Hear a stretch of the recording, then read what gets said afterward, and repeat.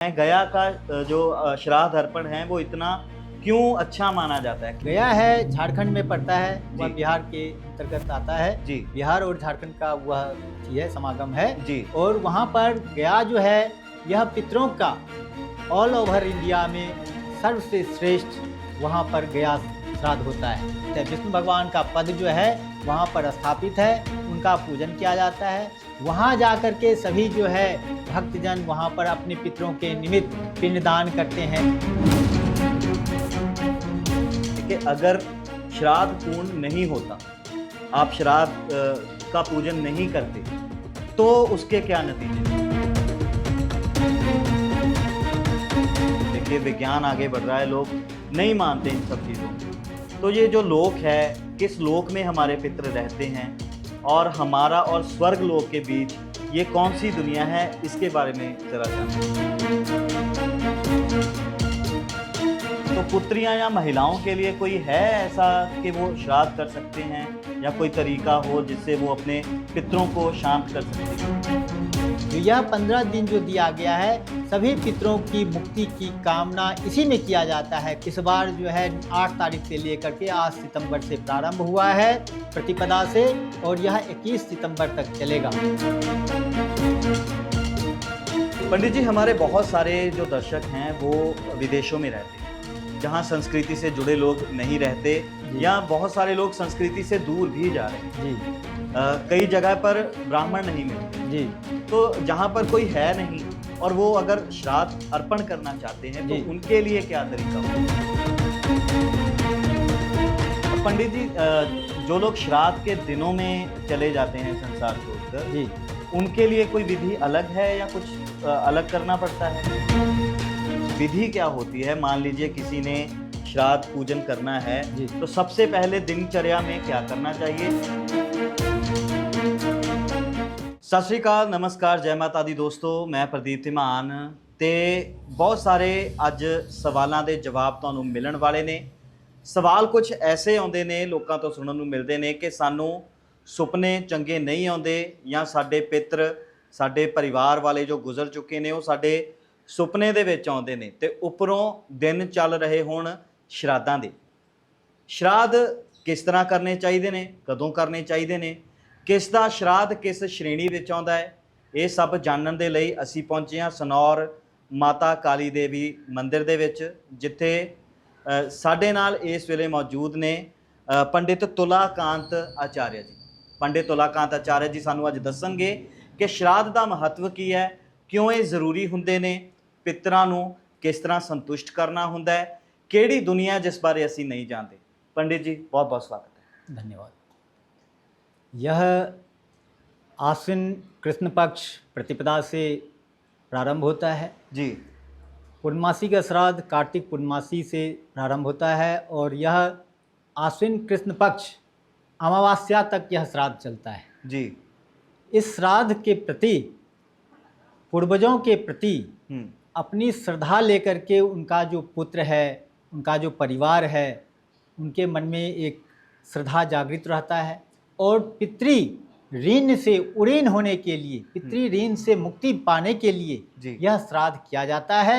और अपने पितरों को मुक्ति दिलाने के लिए, स्वर्ग की कामना के लिए यह पुत्र वधू, बेटी, कुड़ियाँ जो भी है सब उनके निमित्त तर्पण करते हैं, दान करते हैं, ब्राह्मण भोजन कराते हैं। यह पितृतर्पण का महत्व बहुत विशाल है, विशालतम है। जो आप लोगों ने गया का नाम सुना होगा, गया में सर्व पितृ श्राद्ध होता है। एक बार खुल के बता दीजिए, गया है कहाँ पंडित जी? गया है झारखंड में पड़ता है, वह बिहार के अंतर्गत आता है। जी। बिहार और झारखंड का वह है समागम है। जी। और वहाँ पर गया जो है यह पितरों का ऑल ओवर इंडिया में सर्वसे श्रेष्ठ वहाँ पर गया श्राद्ध होता है। जी। गया श्राद्ध से बढ़ कर के कोई श्राद्ध नहीं है। अपने पितरों को अगर आपने गया में जाकर के श्राद्ध कर दिए तो आपके पितर स्वर्गलोक को सीधे सिधार जाते हैं और उनकी कोई कर्म करने की ज़रूरत नहीं पड़ती है, वह होता है लास्ट स्टेज। जी। तो गया का महात्म तो बहुत विशाल है। अभी गया का मेला चल रहा है और यह मेला 21 सितंबर तक चलेगा, अमावस्या के दिन तक चलेगा। अभी जो है आज जो है पंचमी का श्राद्ध था और अभी षष्ठी शुरू हो गया है। उसके बाद सप्तमी का आएगा, अष्टमी आएगा, नवमी आएगा, दसवीं आएगा, एकादशी, द्वादशी, त्रयोदशी, चतुर्दशी, इस प्रकार करके अमावस जो होगा वह महालय होता है। सर्व पितृ श्राद्ध उसी रोज होता है, 21 तारीख को पड़ रहा है, 21 सितंबर को। जिस महानुभाव को अपने पितरों के प्रति तिथि नहीं प्राप्त है, नहीं मालूम है जो किस तिथि में मेरे पूर्वज गुजरे हैं, पितृ गुजरे हैं, तो वह अनजाने में ना जाए, वह सर्व पितृ लेकर के अपना जो है वह अमावस के दिन जो 21 सितंबर को रविवार को पड़ रहा है, जिनको मालूम नहीं है तिथि का, वह सभी पितरों के निमित्त 21 तारीख को रविवार को वह श्राद्ध कर सकते हैं। जी, तो इसे महालय श्राद्ध कहते हैं। जी, सर्व पितृ श्राद्ध महालय हो गया जी। सो तो ਤੁਹਾਨੂੰ ਮੈਂ ਇੱਕ ਵਾਰੀ ਪੰਜਾਬੀ ਵਿੱਚ ਵੀ ਦੱਸ ਦਿੰਨਾ कि महालय श्राद्ध इन्होंने क्या कि ये आखिरी होता है जी, आखिरी दिन होता है श्राद्ध का। जिन्होंने नहीं पता कि ਤੁਹਾਡੇ ਜਿਹੜੇ ਪਿੱਤਰ ਨੇ ਉਹ ਕਦੋਂ ਗੁਜ਼ਰੇ, ਤੁਹਾਡੇ ਪਰਿਵਾਰ ਦਾ ਕੋਈ ਮੈਂਬਰ ਕਦੋਂ ਗਿਆ, ਪਰ ਤੁਸੀਂ ਉਹਨਾਂ ਦਾ ਚੰਗਾ ਸੋਚ ਰਹੇ ਹੋ ਔਰ ਉਹਨਾਂ ਦਾ ਤੁਸੀਂ ਸ਼ਰਾਧ ਅਰਪਣ ਕਰਨਾ ਚਾਹੁੰਦੇ ਹੋ, ਤਾਂ ਇਹ ਆਖਰੀ ਦਿਨ ਹੁੰਦਾ ਹੈ ਜਦੋਂ ਤੁਸੀਂ ਇਹ ਕਰ ਸਕਦੇ ਹੋ। ਤਾਂ ਬਿਲਕੁਲ ਆਪਾਂ ਪੰਜਾਬੀ ਔਰ ਹਿੰਦੀ ਦੋਨਾਂ ਦੇ ਵਿੱਚ ਹੀ ਰੱਖਾਂਗੇ। ਜੇ ਮੈਨੂੰ ਕੋਈ ਲੱਗੀ ਗੱਲ ਕਿ ਤੁਹਾਨੂੰ ਹਿੰਦੀ ਦੇ ਵਿੱਚ नहीं समझ लगी होनी तो मैं पंजाबी च जरूर एक बार ਉਹਦਾ अनुवाद करांगा, तो पंजाबी हिंदी से साड़ी कन्वर्सेशन रहेगी। पंडित जी, एक बार मैं दर्शकों के लिए ये जानना चाहता हूँ, कुल कितने दिन के श्राद्ध माने जाते हैं? कुल ये 15 दिन का श्राद्ध होता है जी, जिसमें एक तिथि का 6 है जी, सप्तमी तिथि का 6 है। वह 15 दिन का श्राद्ध जो है पूर्णिमा से लेकर के अमावस तक का होता है जी। इस बार जो है एक श्राद्ध कम पड़ गया है और यह क्रमानुसार प्रतिपदा से लेकर के द्वितीया, तृतीया, चतुर्थी, पंचमी, षष्ठी, सप्तमी, अष्टमी, नवमी, दसवीं, एकादशी, द्वादशी, त्रयोदशी, चतुर्दशी और अंत में जा कर के अमावस होता है जो महालय कहा जाता है। सर्व पितृ श्राद्ध सभी का श्राद्ध जो है उसी अमावस के दिन में होता है जी, जो कि 21 तारीख रविवार को पड़ रहा है इस बार जी। बहुत ही सुखद है। इस बार का श्राद्ध जो है बहुत ही सुखद लेकर के आया है। और उसके बाद नवरात्र शुरू तो हो जाता है, नवरात्र प्रारंभ हो जाता है आश्विन शुक्ल पक्ष प्रतिपदा से, जो 22 तारीख से नवरात्र प्रारंभ है। जी पंडित जी, एक सवाल मेरा, आपने गया का के बारे में बताया जी, क्यों इतनी महिमा है? गया का जो श्राद्ध अर्पण है वो इतना क्यों अच्छा माना जाता है? क्या कथा है उसके पीछे? यह वहाँ पर विष्णु भगवान की प्रभुपाद है, जिसको कहते हैं पाद मतलब होता है पैर जी, पैरों का चिन्ह वहाँ पर स्थापित है। विष्णु भगवान का पद जो है वहाँ पर स्थापित है, उनका पूजन किया जाता है। वहाँ जा कर के सभी जो है भक्तजन वहाँ पर अपने पितरों के निमित्त पिंडदान करते हैं, तर्पण करते हैं, हवन करते हैं, यज्ञ करते हैं, दान करते हैं, ब्राह्मण भोजन कराते हैं, जो पितरों से मुक्ति मिले। हम संतान को उत्पत्ति जो किया है वह पितरों ने किस लिए किया है? क्योंकि उनकी मुक्ति करे। यह संतान जो होता है, संतान की कामना क्यों किया जाता है? अपने पूर्वज, अपना पितर जो है इसलिए करते हैं संतान की कामना, जो लास्ट स्टेज में, अंतिम चरण में वह हमें मुक्ति दिलावे। तो मुक्ति कैसे हो? मुक्ति कैसे हो? खिलाने पिलाने से मुक्ति नहीं होता है। मुक्ति, मेन मुक्ति जो है उनके गुजरने पर, उनके मरणोपरांत उनका कर्म किया जाए। जीवितावस्था में जो आपने सेवा किया, भोजन किया, करवाए, सेवा किया, जो भी किए उनका, वो तो हुआ ही। मृत्यु प्रतांत, जीवन के उपरांत जो मृत्यु हुआ उसके बाद किस तरह उनकी मुक्ति होना चाहिए, इसलिए यह श्राद्ध किया जाता है, तर्पण किया जाता है, दान किया जाता है, ब्राह्मण भोजन किया जाता है। इससे जो है पितरों खुश होते हैं और आपको जो है संतान की उत्पत्ति होगी, संतान की वृद्धि होती है, धन की वृद्धि होती है, ऐश्वर्य की प्राप्ति होती है इनको करने से। जी पंडित जी, एक सवाल मेरा है इसके बारे में।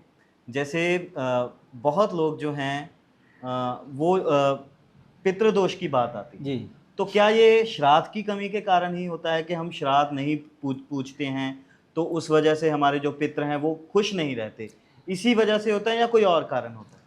आपके पितरों जो गुजर गए हैं उनकी आपने श्राद्ध किया, मतलब वार्षिक नहीं कहते हैं, और दैहिक क्रिया किए जी, उसमें कर दिए, भोग डाल दिए, उसके बाद भी वह मासिक श्राद्ध होता है, अर्धमासिक होता है, अर्धवार्षिक होता है, वार्षिक होता है। जी। तो कितना आदमी अपना यहाँ पर है जिनको कि समय नहीं है, कुछ की मजबूरियाँ हैं, नौकरी कर रहा है, समय नहीं मिल पाता है, किसी को धन की अभाव है, तो इसलिए वह कर नहीं पाते हैं। तो अगर भर साल में कुछ भी नहीं किए, साल भर में 1 वर्ष में कुछ नहीं किए, तो अंतिम क्षण आकर के यह 15 दिन जो दिया गया है, यह श्राद्धों के निमित्त ही दिन बनाया गया है। इसका नाम है पितृपक्ष। जी। पितर पक्ष इसको कहते हैं। जी। जो यह 15 दिन जो दिया गया है, सभी पितरों की मुक्ति की कामना इसी में किया जाता है, कर्म इसी में किया जाता है, तर्पण इसी में किया जाता है। जो इस बार जो है 8 तारीख से लेकर के 8 सितंबर से प्रारंभ हुआ है प्रतिपदा से, और यह 21 सितंबर तक चलेगा। सभी संतान जितने भी पूर्वजों का संतान है, इसी में आकर के अपना तर्पण किया जाए, उनका दान किया जाए, ब्राह्मण भोजन किया जाए, उनके निमित्त जो भी करना है इसी 15 दिन के अंदर में अपने अपने तिथियानुसार करें। अगर तिथि मालूम नहीं है तो अमावस के दिन उनका महालय श्राद्ध करें। सभी पितरों के निमित्त एक बार ही अमावस में कर दें तो उनकी मुक्ति हो जाती है। आपको वह पितर जो है आशीर्वाद दे करके जाते हैं, खुश होकर के जाते हैं, जो मेरे संतान वृद्धि को प्राप्त हो, खुश रहें, धन की वृद्धि हो, लक्ष्मी की प्राप्ति हो, सब तरह से खुश रखेंगे। आप भी जो है धनवान होंगे, खुश रखेंगे, पुत्रवान होंगे। पंडित जी, इसका कोई समय होता है कि दिन के इस समय ही करना है या इस पहर में ही करना है और इस पहर में नहीं करना चाहिए? जी, इसका है जब से तिथि लगता है जी, जिस तिथि अगर ज्ञात है, आपको प्राप्त ज्ञान है, जो इस तिथि में मेरे पिताजी का या दादाजी का या परदादे जी का मृत्यु हुआ है, तिथि मालूम है, तो उसी तिथि में करना चाहिए। जो तिथि जिस समय से लग रहा है, जिस समय से लगा है उसी तिथि में करना चाहिए। अगर तिथि मालूम नहीं है तो दूसरे तिथि में नहीं करना चाहिए। उसका जो है अंतिम क्षण अमावस ही है, अमावस के दिन ही करना चाहिए। जी।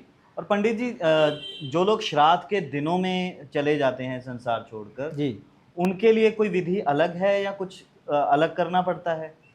उनके लिए भी कुछ विधि अलग नहीं है। जो विधि सनातन चला आया है वही विधि होता है। और जिस श्राद्ध के दिन में, जिस तिथि में उनकी मृत्यु हुई है, अगले वर्ष जा कर के उसी तिथि में उनका फिर श्राद्ध होगा। जी।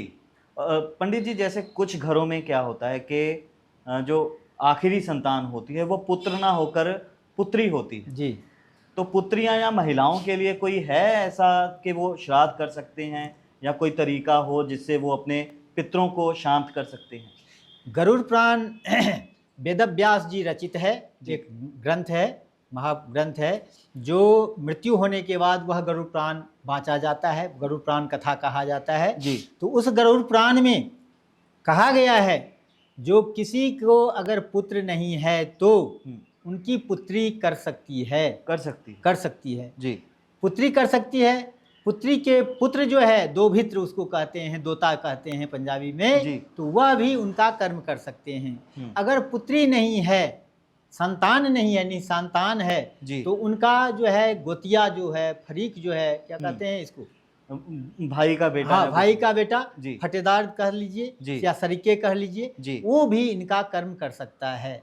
अगर वह नहीं करना चाहता है, फरीक नहीं करना चाहता है, भाई नहीं करना चाहता है, तो उनके ग्रामीण कर सकते हैं। अच्छा, ग्रामीण भी कर सकते हैं? ग्रामीण कर सकते हैं, पिंड वाले कर सकते हैं। अगर पिंड वाला भी नहीं करना चाहता है तो उनका जो पुरोहित है, हम जैसे, जी, हम कर सकते हैं। उनका पुरोहित उनका कर्म कर सकता है, उनका उद्धार कर सकता है। जी। ऐसा आख्यान दिया गया है गरुड़ पुराण में। जिनका कोई नहीं होता है, कोई भी अगर उनके निमित्त पिंडदान कर देगा तो उनका उद्धार होगा और उनको मुक्ति मिलेगी। जी। एक आख्यान कहा गया है गरुड़ पुराण में, जो राजा जो है एक बार गया वन में अपना शिकार करने के लिए। जी। एक व्यक्ति की मृत्यु हो गई थी, उनको कुछ नहीं था, वो बहुत बड़ा राजा था, उनको कुछ नहीं था। वह राजा की मृत्यु हुई, वह दयावान था, पुत्रवान था, सब कुछ था, लेकिन उनको पुत्र नहीं था। जी। उनकी और दैहिक क्रिया नहीं हुई थी। जब राजा गया शिकार करने के लिए वन में, तो वह जो है प्रेतात्मा आकर के उनके पास खड़ा हो गया और उनको हाथ जोड़ करके कहने लगा, हे महानुभाव, आप दयावान हैं, आप धनवान हैं, आप सब तरह से संपन्न हैं, गुणवान हैं। जी। आप मेरी आख्यान सुन करके आप जो है मेरा उद्धार कर सकते हैं। तो वह राजा उनसे पूछा, वह प्रेतात्मा से पूछा, जी। जो आप बताओ, जो आपकी यह जो गति हुआ है क्यों हुआ है? जी। तो वह बोला, मैं एक देश का राजा था, वहाँ पर मैंने निपुत्र जिसको कहते हैं वह थे, हमें संतान नहीं था, निसंतान थे जी। मेरी मृत्यु के बाद और दैहिक क्रिया नहीं हुआ है। तो वह एक मणि दिया राजा को, यह मणि लीजिए और इससे मेरा और दैहिक क्रिया कर सकते हैं आप अगर और दैहिक क्रिया कर देंगे तो मेरी जो यह प्रेतात्मा है यह छूट जाएगा, हम अपने आप को मुक्त पा लेंगे। वह राजा उस प्रेतात्मा के निमित्त जा करके अपने देश में उनके निमित्त पिंडदान किया, श्राद्ध किया और दैहिक क्रिया किया, तो वह प्रेतात्मा का उससे छुटकारा मिल गया और वह स्वर्ग को चले गए। तो जब एक प्रेतात्मा के निमित्त कोई राजा पिंडदान करे, कर्म करे, तो उनका और दैहिक क्रिया करने से प्रेतात्मा छूट सकता है। तो हम संतान अगर अपने पूर्वजों के निमित्त कोई कर्म करेंगे, श्राद्ध करेंगे, पितृतर्पण करेंगे और दैहिक क्रिया करेंगे, तो वह तो स्वाभाविक, असंभव जो नहीं है, स्वाभाविक है, अवश्यम भावी है जी, जो उनकी मुक्ति होना है और वह स्वर्ग लोक को सिधारेंगे और वह खुश होकर के हमें आशीर्वाद देंगे, धनवान बनाएंगे, पुत्रवान बनाएंगे, सब तरह से संपन्न करेंगे। जी पंडित जी, किसी ने मुझे एक बात बताई थी कि महाभारत के बाद जी कर्ण को भी वापस आना पड़ा था श्राद्ध पूरा करने के लिए, ये क्या कथा है? ये तो है, अभी आपको बताए ना, जो एक राजा दूसरे के निमित्त पिंडदान किया और दैहिक क्रिया, तो उसका प्रेतात्मा से मुक्त मिल गया जी। तो राजा कर्ण तो राजा दानवीर था ना जी, कर्ण तो दानवीर कर्ण है, उनका नाम ही है दानवीर कर्ण। तो वह तो अपने लिए क्या, वह स्वयं संसार के लिए अपने आप को निछावर कर दिया था, इसीलिए आना पड़ा जी। तो उन्हें कुछ दिन मिले वापस आने के लिए? दिन उन कुछ नहीं मिले, दिन तो यही निर्धारित है जी, यह जो 15 दिन है यही निर्धारित है, इसी दिन के अंदर में करना है पितरों का श्राद्ध जी। और अंतिम जो होता है वह अमावस के दिन होता है सभी पितरों के निमित्त, उसी रोज महालय श्राद्ध हो जाता है जी। पंडित जी, यह समापन महालय श्राद्ध कहा जाता है जो 21 तारीख रविवार को इस बार पड़ रहा है जी। पंडित जी, हमारे बहुत सारे जो दर्शक हैं वो विदेशों में रहते हैं, जहाँ संस्कृति से जुड़े लोग नहीं रहते, या बहुत सारे लोग संस्कृति से दूर भी जा रहे हैं जी। कई जगह पर ब्राह्मण नहीं मिलते जी, तो जहाँ पर कोई है नहीं और वो अगर श्राद्ध अर्पण करना चाहते हैं तो उनके लिए क्या तरीका हो सकता है? वहाँ से वह फोन पर अपने सरीके को, अपने संबंधी को कर सकता है, यहाँ कर्म करवा सकता है जी। अगर यहाँ से वीडियो कॉलिंग भी उनको दिखाया जाए, यहाँ कर्म कर रहा है उनको वीडियो कॉलिंग दिखाया जाए, तो वह उनको प्राप्त हो सकता है उनके पूर्वजों का जी। तो केवल ब्राह्मण ही कर सकते हैं? उनका कर्म तो ब्राह्मण ही करेगा, उनका सरीका करेगा, उनका फरीक करेगा, उनका रिश्तेदार करेगा, लेकिन कर्म तो कराएगा ब्राह्मण ही, कर्म ब्राह्मण ही कराएगा। मतलब जहाँ ब्राह्मण नहीं है वहाँ पे वीडियो कॉल के जरिए करवा सकते हैं। संकल्प लेकर के उनको दिखा सकते हैं, वीडियो कॉल करवा सकते हैं, तो उनके पूर्वज को वह प्राप्त होगा, उनको पितरों को वह तर्पण, वह दान, वह जो सब कुछ है उनको प्राप्ति मिलेगा जी। पंडित जी, अब बारीकी में जाएंगे थोड़ा, विधि क्या होती है? मान लीजिए किसी ने श्राद्ध पूजन करना है तो सबसे पहले दिनचर्या में क्या करना चाहिए और फिर क्या क्या करना है? देखिए, तर्पण से पहले उनको नखवाल करना पड़ता है। अच्छा जी। नखवाल करके एक भुक्त भोजन किया जाता है एक दिन पहले। दूसरे दिन जिस रोज उनको श्राद्ध करना है जी, उस रोज सवेरे उठ करके स्नान ध्यान करके शुचि होकर के, शुद्धिकरण होकर के वह पंडित जी को बुलाएंगे, वह पिंडदान का जो करेगा उसका सब सामग्री तैयार करेगा, वस्त्र आदि जो है वह व्यवस्था करेंगे, पंडित जी को बुला करके शुद्ध हो करके अपना बैठेंगे और वह तर्पण करवाएंगे पंडित जी, गायत्री संध्या करवा करके तर्पण करवाएंगे, पिंडदान करवाएंगे, अंततो गत्वा वह ब्राह्मण जो करवाएगा उनको भोजन करवाएंगे, दान देंगे, दक्षिणा दे करके उनको प्रणाम करेंगे, आशीर्वाद प्राप्त करेंगे, यही विधि है। पिंडदान का क्या महत्व है पंडित जी? पिंडदान का महत्व है, जब इंसान यहाँ से गुजर जाते हैं, मृत्यु हो जाती है, तो उसमें दिया है जो 10 दिन का गरुप्राण जो है वह दिया हुआ है, गरुप्राण में सब विधि व्यवस्था जो पिंडदान का महत्व क्या है, जी। जो प्रथम दिन से लेकर के 10 दिन तक जो है, चौथे दिन से गुरु पुराण प्रारंभ हो जाता है और 10 दिन के अंदर में वह जो मृत शरीर प्रेतात्मा जो बन गया है, जिनकी मृत्यु हो गई है, उनका पुनर जो है शरीर की स्थापना होता है, शरीर बनता है। अच्छा तो जी। प्रथम दिन से लेकर के 10 दिन तक जो पिंडदान होता है, उसमें और दैहिक क्रिया जो बनेगा, उसका पार्थिव शरीर बनेगा। वह पिंडदान पहले दिन से लेकर के दूसरे तीसरे दिन में अनेक प्रकार का अंग बनता है और वह शरीर तैयार होता है। जी। पिंडदान का ये महत्व है। जी। पंडित जी, जैसे बहुत लोग जो हैं वो इस बात की सच्चाई से अब मुनकर होने लगे हैं। जी। देखिए, विज्ञान आगे बढ़ रहा है, लोग नहीं मानते इन सब चीज़ों में। तो ये जो लोक है, किस लोक में हमारे पितृ रहते हैं और हमारा और स्वर्ग लोक के बीच ये कौन सी दुनिया है, इसके बारे में ज़रा जानते हैं। देखिए, आजकल जो है लोगों के पास में समय नहीं है, समयाभाव है। जी। सब धन के पीछे भागने लगे हैं, जी। कर्म को छोड़ते जा रहे हैं। जी। तो यही तो जागरूक करना है लोगों के बीच में, जो यह कर्म जो है, कर्म के बदौलत ही धर्म होगा और धर्म के बदौलत ही धन भी मिलेगा। जी। लेकिन अंधापन की दुनिया में आजकल धन कमाने के लिए धर्म को छोड़ रहे हैं, कर्म को छोड़ रहे हैं, जो वास्तविक नहीं है। जी। वास्तविक यही है, जो कर्म करे, कर्म के अनुसार धर्म मिलेगा, धर्म से धन मिलेगा। जी। तो सबको ला करके कर्म पर अडिग करना है, उनको मार्गदर्शन कराना है, मार्ग दिखाना है। जी। तो जो सेवाएं हम यहाँ पे देते हैं या करते हैं, जी, वो हमारे पूर्वजों तक पहुँचती हैं। बिल्कुल। चाहे वो खाना हो, वस्त्र हो, उन्हें वहाँ किसी चीज़ का अभाव नहीं होता।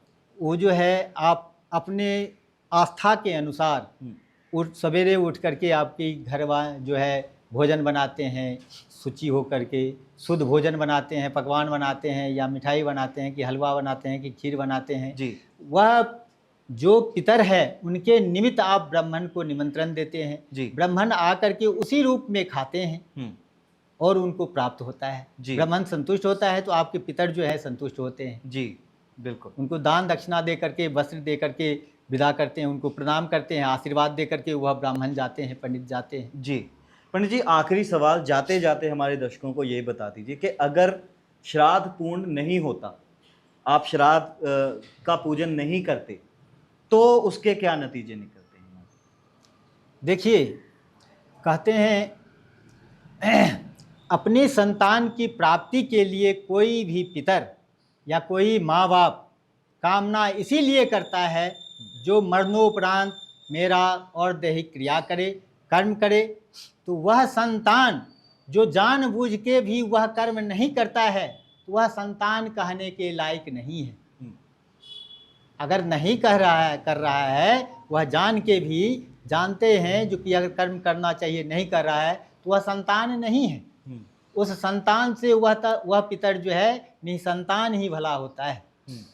तो संतान का कर्म है, उनको कर्म करना चाहिए अपने मातृ पितृ के नाम से, अपने दादा के नाम से, अपने पूर्वजों के नाम का पितृतर्पण करना चाहिए, श्राद्ध करना चाहिए, पिंडदान करना चाहिए। जी, ये जो है पुत्रों का कर्म होता है। जी पंडित जी, बहुत बहुत शुक्रिया इस तमाम जानकारी के लिए। उम्मीद करते हैं कि दर्शकों को ज़रूर कोई ना कोई काम की बात, कोई ना कोई जानकारी ज़रूर पसंद आई होगी। बहुत बहुत शुक्रिया पंडित। धन्यवाद। जय माता दी।